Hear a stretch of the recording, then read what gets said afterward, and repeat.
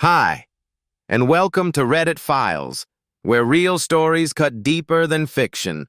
Let's go into it. When I graduated from college, I moved in with my ex, I'll call him Alex, for a while.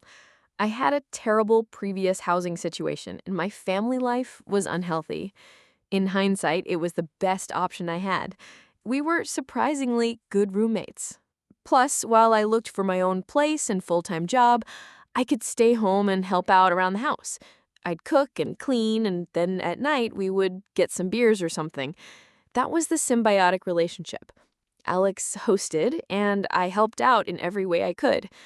I'll give him this. He was supportive of me in the beginning, but things started slipping through the cracks, and he'd say or do stuff that should have been red flags.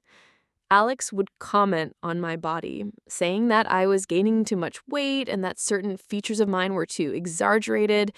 He'd hit on other women right in front of me, and because I'm bisexual, assumed that I would be okay with it. But the worst thing was that when he got angry, he'd see red and fly into a rage, hitting things and yelling at the top of his lungs. The tantrums didn't usually last very long, but I'd feel physically threatened whenever it happened. I remember one morning when I came home after a party and he, convinced I was cheating on him, tore his hoodie off of me and said, "How dare you wear my clothes when you're off fucking someone else?" Once he cooled down, I was visibly rattled, but he just refused to talk about it and left the house. He always brushed me off after he got upset, saying he was just stressed. I expedited my house and job hunting, accepting some slightly uncomfortable situations to try to salvage the relationship. We had a lot of heart-to-hearts, but it always ended the same, with him yelling, a finger in my face, and me bawling, feeling totally insane. But I was finally totally independent. This is where shit also started getting crazy. Alex was arrested for weed possession and intent to sell soon after I moved out. He called me from jail and needed bail money, but I didn't have any. I was totally broke from moving and my job hadn't paid me yet. I rallied up his friends and they all pitched in. He did make bail, but after that things got worse for me.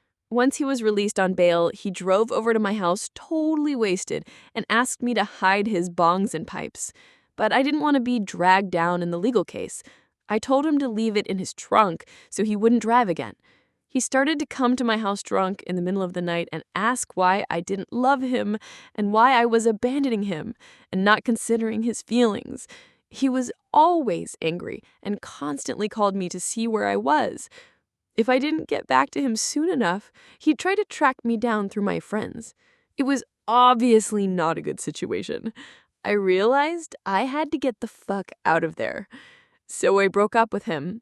He was devastated and he was pissed. I think that's one of the reasons he did what he did later. It took a few weeks for him to finally stop calling me, and then it was a clean break for a couple months. But we ended up getting back in contact. After all, Alex had been a really important part of my life. And he wasn't a bad guy, just a little nuts. I don't know how it happened, but after 6 months of little to no contact with Alex or so, I found an amazing job in a different state, 1,000 miles away. Having largely forgotten about the painful parts of my relationship with Alex, we used my imminent move to start hanging out casually. We got drinks, talked about the future, and I ultimately felt pretty good about being able to be friends with my ex in a healthy way. And then his birthday party came.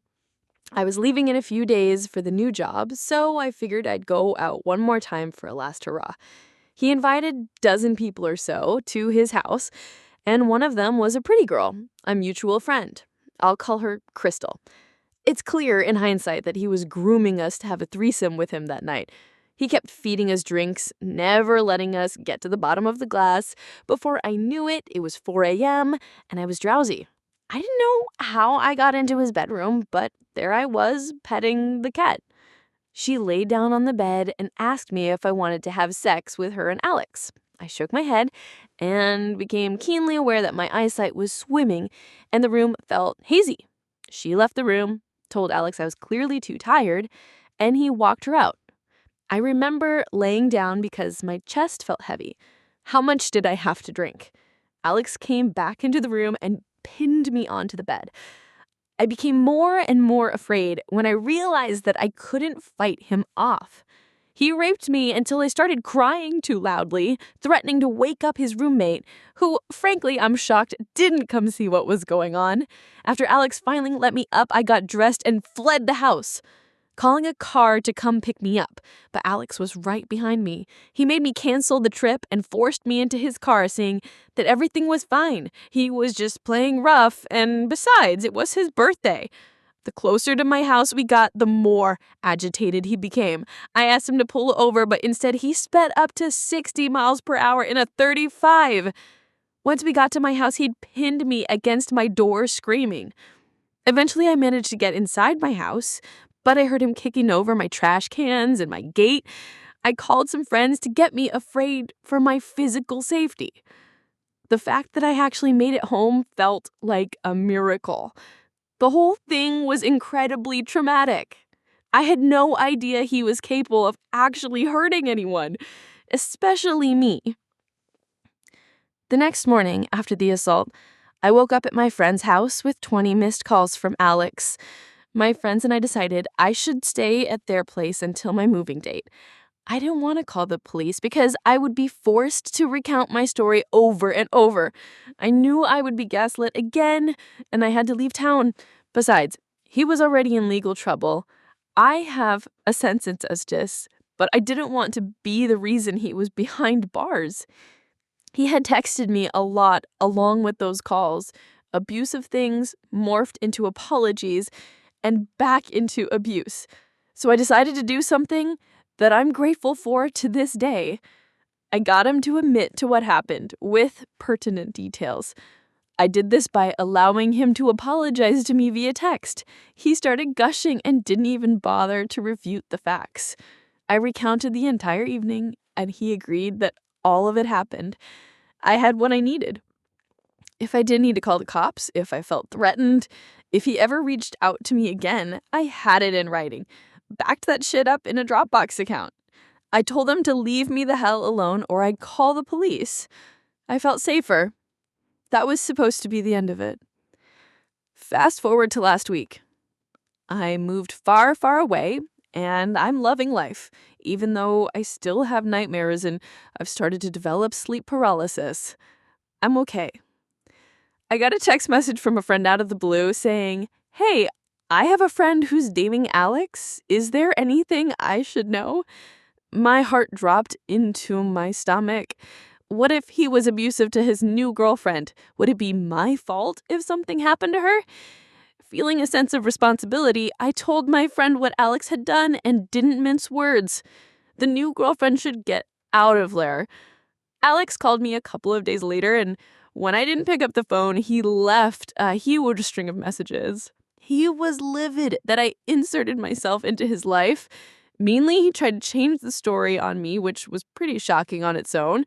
But then he launched into this weird rant about how he's a good guy and he had been a great boyfriend to me when I broke things off, and what happened wasn't even rape, but it's understandable if my feeling is that I was assaulted. One event doesn't define whether someone is a good or bad person. Okay, dude, I blocked him, and that was that. The last straw, though, was when my friend, who initially asked me about Alex, asked me to clarify some things about my story because apparently Alex was talking some major shit to his new girlfriend, trying to discredit me and my story. Alex was saying that my mental health was always poor and I made up the whole thing to get back at him for finding a new girlfriend. And I was an abuser and I made stories up all the time. I didn't care for that shit at all, so I released the Kraken. I got the new girlfriend's number from my friend and extended a friendly hand. I wanted to let her know that I'm not insane and that I didn't think it was fair for her to have to confront this really strange problem so early on in her new relationship. Then I sent her this. An apology, because I know Alex is scary when he's mad and it could be emotionally overwhelming. I asked if she was okay.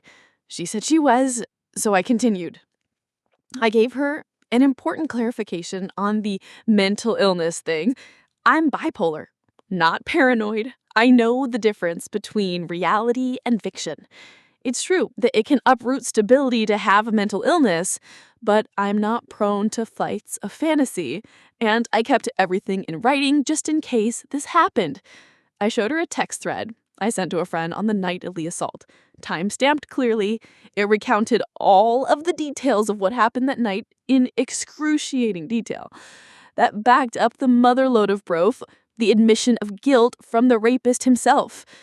Finally, I sent her the texts of Alex admitting to everything. The details of those two text threads lined up to a T, proving that I didn't change the story and I didn't go through that experience for attention.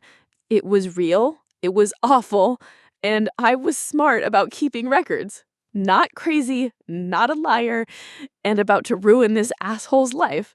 She thanked me for my time and a couple hours later let me know that she broke things off with Alex, who was flipping a shit. I felt bad for her, but I was happy to help. Next I heard of him was earlier this week from a mutual friend. Alex is already beginning to lose work with several of the companies he freelances for because word got around about what he did to me and how he tried to cover it up. I guess his new ex-girlfriend is the gossipy type. I'm honestly not sorry at all. Thanks for being here on Reddit Files. If this story spoke to you in any way, drop a comment below and tell us. What moment in this story hit you hardest? Or have you ever had a silent turning point in your own relationship that changed everything? Your stories matter too, and this community listens. Don't forget to like, subscribe, and share if you know someone who needs to hear this. Until next time, stay kind, but never invisible.